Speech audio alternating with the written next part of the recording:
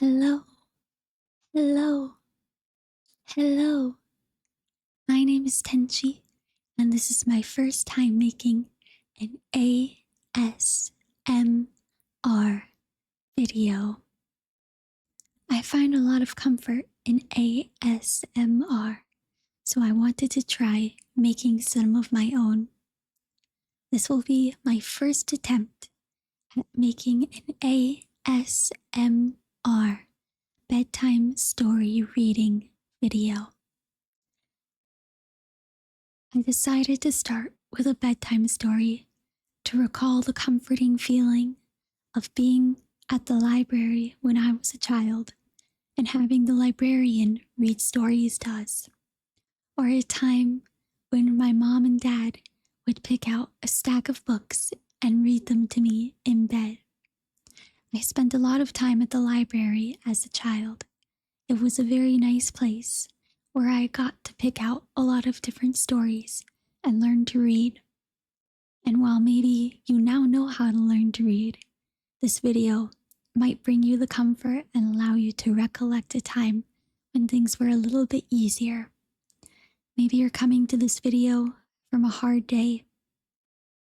Maybe the weather wasn't so nice, or your parents yelled at you. Hopefully, this video can allow you to leave that state of mind and to slip into one that's a little bit more comfortable. So please grab a warm drink, lay down and relax, and listen to the story of the Velveteen Rabbit. This is a really cute book that I was read chapters of at the end of every day during my school year. If we were good in school, our teacher would read us a chapter to end each class and would end the lesson early. If we weren't good, we would get no story. But without further ado, this is the Velveteen Rabbit. A soft and fluffy Velveteen Rabbit lived in a toy box in a boy's room. Each day, the boy opened the toy box and picked up the Velveteen Rabbit. The Velveteen Rabbit felt happy as the boy. Then newer, brighter toys came into the toy box. They had special tricks. Some could move when the boy pushed a button, and others bounced high. The Velveteen Rabbit had no special tricks or buttons. After a while, the boy started to choose the other toys. At night, when the toys were back in the toy box, the other toys talked with pride about the fine things they could do. The rabbit was quiet. There was not much to say. The only other toy in the toy box that was soft and fluffy, like the Velveteen Rabbit, and could not do any fancy tricks, was Cowboy Horse. Cowboy Horse was old, and most of his fur was worn away. Cowboy Horse said to the Velveteen Rabbit, "Do not listen to the rest of them. Soft toys like us are really the lucky ones. We get loved the most, and when toys get loved enough, we can become real." "What do you mean, real?" said the Velveteen Rabbit. "Being real is the best," said Cowboy Horse. "You can move when you want, and when you're real, if you are loved, you can show love back." One day, Nana, who took care of the boy, flew open the lid of the toy box. She said in a busy tone, "Oh dear, that walking doggy is missing. I must find something else for the boy." In a second, the Velveteen Rabbit was plopped down onto the bed with the boy. This began another happy time for Velveteen Rabbit. Each night, the boy would hold the Velveteen Rabbit close to his arms. In the morning, the boy would show the Velveteen Rabbit how to make rabbit holes under the sheets. If the boy went outside to a picnic or the park, the Velveteen Rabbit would come with him. After all that hugging and holding, Much of the Velveteen rabbit's fur got matted down. Its pink nose grew less pink, but the Velveteen rabbit did not care. It was happy. One day, the boy became sick. His forehead got very hot.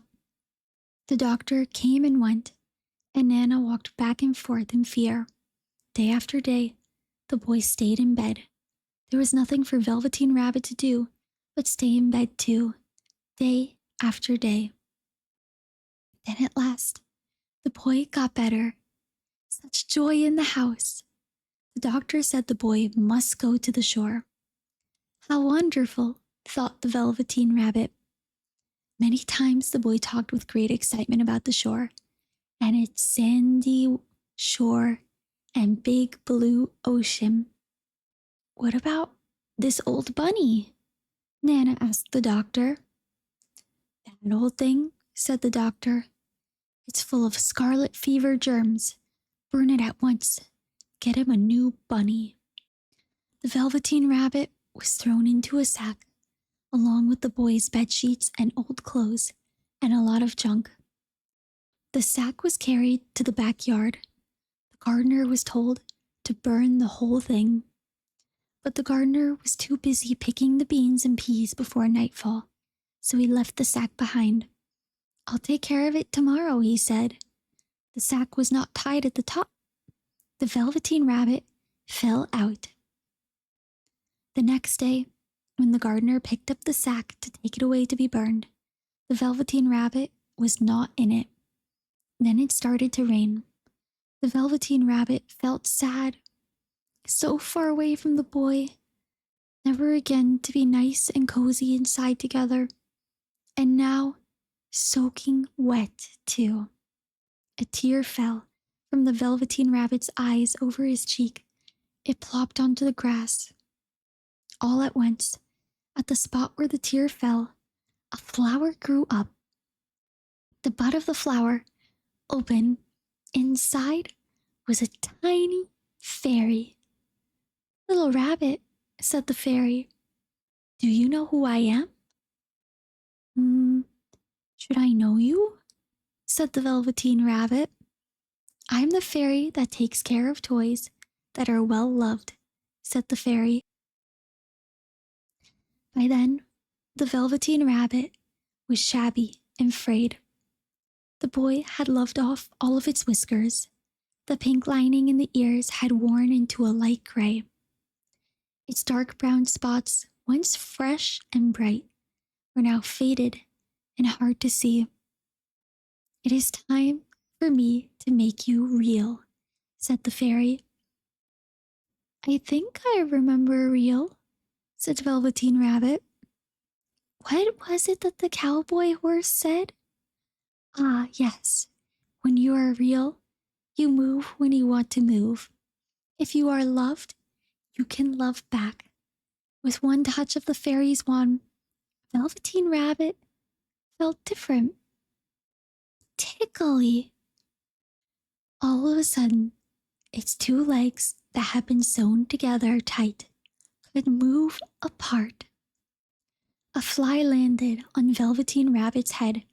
It was itchy, and quick as a wink, that foot was up at the Velveteen Rabbit's head to shake it away. So this is being real. I can move when I want to move. I will show you some new friends, said the fairy. And the fairy took the Velveteen Rabbit to where several rabbits ran and hopped about. Soon, they were all great friends. Time went by. The boy came back from the shore, all better now. One day, the boy went to the backyard to play. From the trees nearby, a few rabbits hopped out. One rabbit was brown all over, and another one was all white. A third rabbit was brown with spots that were darker still, although most of them faded. That rabbit hopped up close to the boy. He was not afraid. The boy thought, why, this rabbit looks just like that old bunny that was lost when I was sick. I loved that bunny. What he didn't know was that this was his very own bunny, come back to see the boy, for he was the reason the Velveteen Rabbit had become real. The end. I hope you enjoyed the story of the Velveteen Rabbit, and maybe one day your childhood plushies can come to life too. All it takes is an abundance of love and hope. This story teaches us that love can really make a difference in everyone's lives, whether they're animate or inanimate. So tonight, when you go to bed, hold your favorite plushie close and let them know how much you love them. I hope you enjoyed this ASMR, and I hope that you will come to the next story time. Thank you. Have a good night.